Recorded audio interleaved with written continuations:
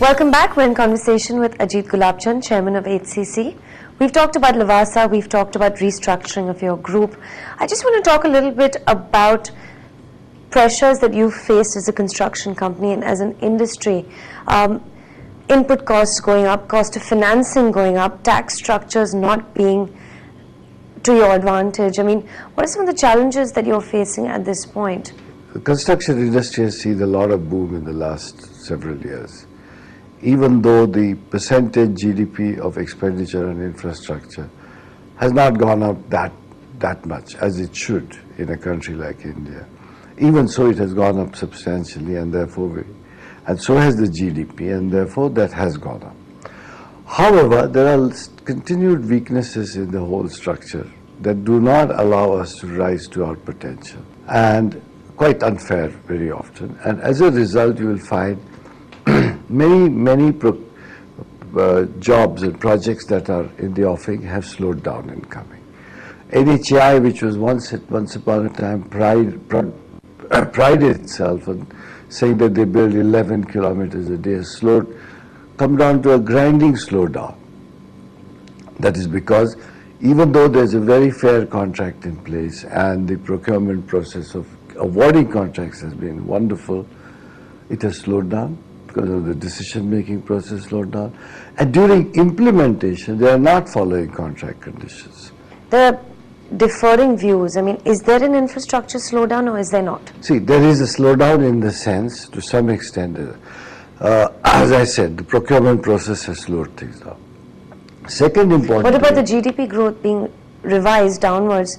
Does that also mean infrastructure automatically slows down? Not necessarily, but the reason for it to be slowing down is a lot of infrastructure growth is now dependent on public-private partnerships. And with the interest rates that are now being charged, there is no way that much investment will come through. Therefore, the whole reliance of the entire infrastructure growth for a long time, in the next few years, was based on this. And this high interest rates is surely going to kill investment risks. So if inflation does moderate in the next 3 to 6 months, which is a view some of the bankers are taking, if interest rates, say next year, do start to soften again, do you think that will then... Why was it necessary to raise any interest rates to begin with? First of all, I think the good part of the inflation in India has been is a man-made creation. It's created by bad policies of the government of India and the Reserve Bank of India. And therefore, we have had these problems. So what's going to happen now with oil prices heading towards 150 in I think that's a reality of the world, and I think we'll have to come to terms with it. Change the way we consume oil, change the way we deal with it, and we'll have to deal with it. I think that will happen to the whole of the world. But it's going to be a shock to the economy, isn't it? We lived through the shock of the 1975, the first oil shock, when those prices were raised to $10 and everybody was shocked, and the economy adjusted, the world economy adjusted. I don't see that. That's only an intermediary period. I'm more concerned about bad policies of our own government sitting on top of this world turmoil that is causing more trouble. So, narrowing it down to the infrastructure industry, high oil prices, high inflation, high interest rates, is definitely causing a massive slowdown in infrastructure spending. In a slowdown in infrastructure spending, I would recommend CapEx plans. Yes, I think that the inflation rates that are not going to come down by increasing interest rates anymore. They're not going to come down by strangulating investment, because what we are really doing is really throwing the baby out with the bathwater. We are a domestic consumption and investment-led economy, and we are killing the investment. I think we should bring down this interest rate at this time so investment continues. Right. What kind of softening do you see in infrastructure spend? I know it's difficult to give a ballpark, but like 20-25%, I mean... I won't be surprised. What do you see? I would not be surprised if the GDP growth rate drops to 6%. That's quite yes. Extreme. We are making sure it does happen. And say it doesn't, and say it does maintain it where the RBI, where the FM has It will continue, but you see, we do need a lot more structural changes. Whatever budgetary expenditures were laid down, they will happen to some extent. They will slow down. The private sector investment that was expected to come will drastically drop because the interest rates will simply not allow it. And it's already happening. Already the private sector is slowing down its capex plans. Are you also slowing them down? See, as far as we are concerned, we are in the middle of jobs that have been already taken, and we have to continue on a growth rate. So when we talk of the aggregate as an economy, yes, this situation is true. But in some individual company cases, it may not be. So once the jobs that you have, which are done, And we have bid for, like we've got another 4,000 or 5,000 crores worth of jobs that are we are lowest on. Those will come to us.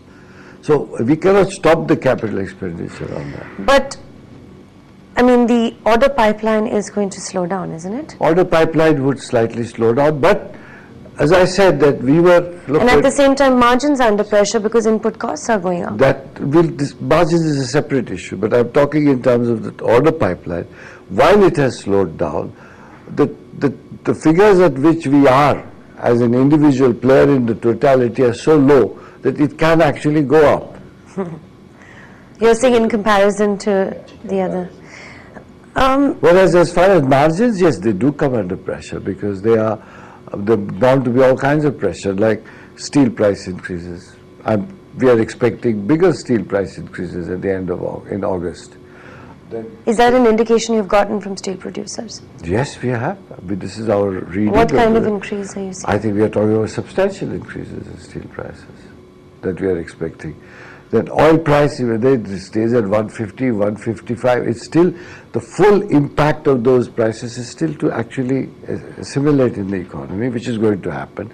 And if the rupee falls further, that impact will be worsened.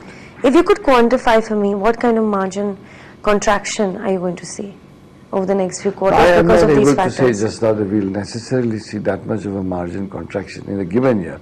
My concerns are the next year. So, I mean, obviously to combat a lot of these pressures that you're seeing in the construction and infrastructure space, you're creating a hedge for yourself and structures for yourself, so you're spread across real estate, township development, IT SEZs, so that you can sort of... Airports, right. Power, to be in the power sector.